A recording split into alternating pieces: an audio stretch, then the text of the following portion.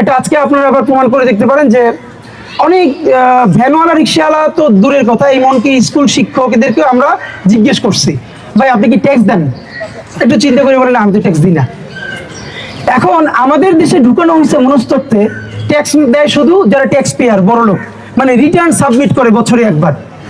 অথচ এই যেই বাচ্চাটা আজকে জন্মগ্রহণ করলো, একদম মৃত্যু পর্যন্ত না, মৃত্যুর পরেও একটা নাগরিক এই রেস্টে ট্যাক্স দেয়। আপনি বলবেন মৃত্যুর পরে কেমনি দেয়? আপনি মৃত্যুর পরে যে কাফনের কাপড়টা কেনে, এটার মধ্যেও ভ্যাট ট্যাক্স আছে।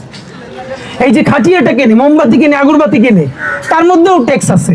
এখন এই যে আমরা ভ্যাট দেই, দেখেন 5 টাকার একটা জিনিস কিনলো, এই যে রিক্সাওয়ালা বাড়িতে 10টা টাকার কথা বলে, 10 টাকার মধ্যে মিনিমাম তো 3 টাকা ভ্যাট ট্যাক্স, ওইটাকে ঠিক করেই কল রেটটা ঠিক করা হয়।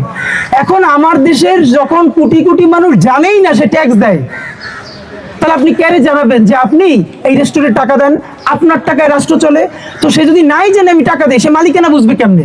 তো আমাদের এখন প্রথম লড়াই হলো প্রত্যেকটা মানুষের কাছে যাওয়া, রিক্সাওয়ালার বোঝানো যে জানুয়ারি থেকে ডিসেম্বর আপনি প্রতি বছরে কমপক্ষে এত টাকা রাষ্ট্রে দেন।